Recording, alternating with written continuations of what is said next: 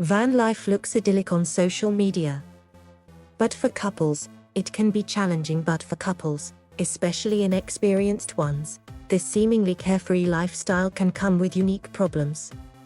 Sharing cramped quarters and isolated from their support networks, couples on the road say they must battle boredom and logistical challenges day after day without driving each other crazy. The death of Gabby Petito, 22, while on a cross-country trip this summer with her fiancé, Brian Laundrie, has brought new attention to aspects of van life that don't make it into sunny social media posts. Evidence shows the couple had some tense moments on the road in the days before she disappeared. Petito's remains were found Sunday in Wyoming. Nobody has been charged in her death. Authorities are looking for Laundrie, 23, who has gone missing since returning alone earlier this month to his parents' home in Florida. Many couples romanticize the idea of road trips but fail to plan key details in advance and end up trapped in a toxic situation, says Chicago area psychologist John Duffy, who has worked with van life couples.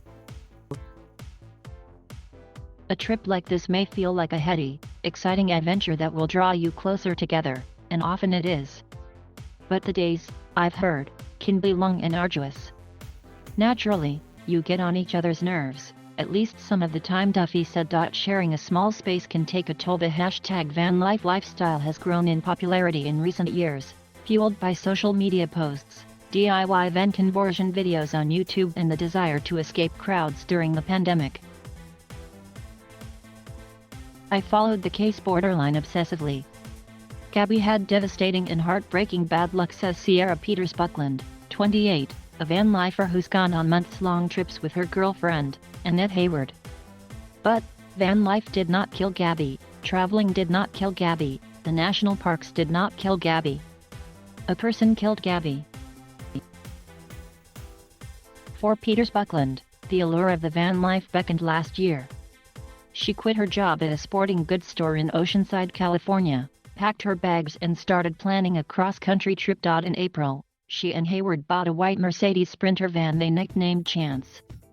They decked it out in crisp white linen and curtains to soften the van's wooden interior, packed a few belongings and stashed bear spray in various spots to protect against intruders. Then they hit the road. On their last trip, Peters Buckland and her girlfriend drove 24,000 miles and visited 42 states and 50 national parks. They saw buffalo, bears, moose, and bighorn sheep.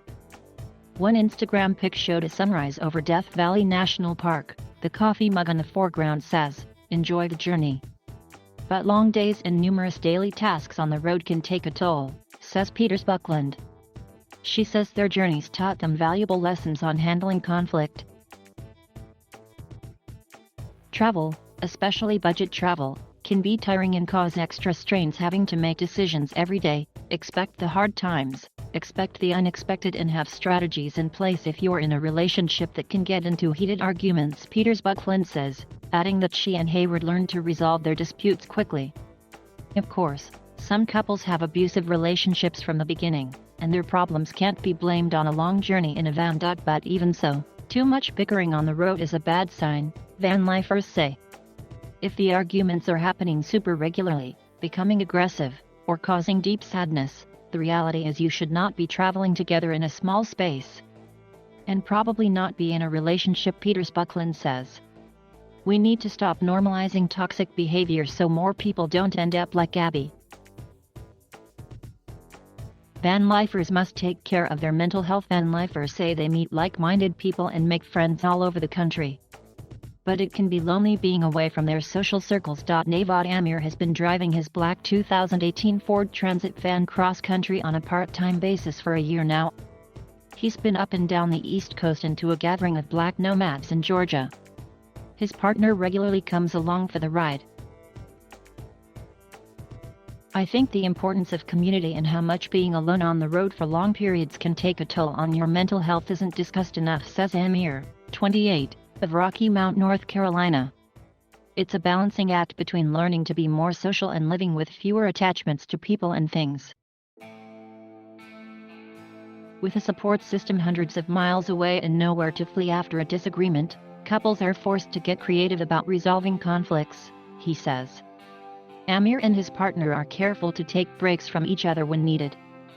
For example, if I'm taking a nap, then my partner may relax in the cabin, work at a nearby park bench or explore the area until I wake, he says.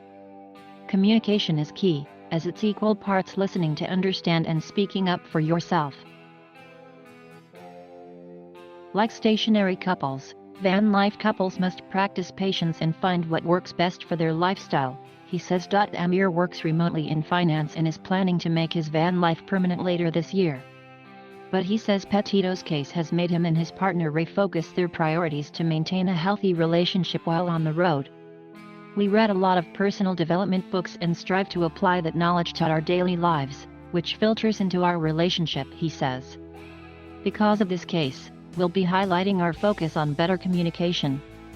Long trips take a lot of planning. Chicago resident Catherine Kulpa, 31, has gone on several road trips with her boyfriend in a rented ProMaster cargo van.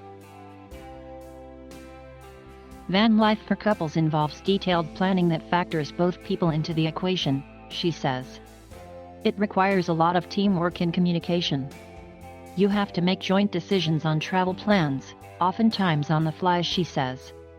Traveling as a couple is fun, but sharing a smaller space can be challenging if you are not organized.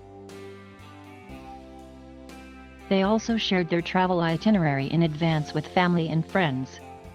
Social media makes most travel look more glamorous than it is. There are definitely parts of van trips that are tough, she says. If you don't have a shower or bathroom inside either, that can be a challenge, and usually means you have to find a campsite or public restroom. The van can get messy easily, so you have to stay organized.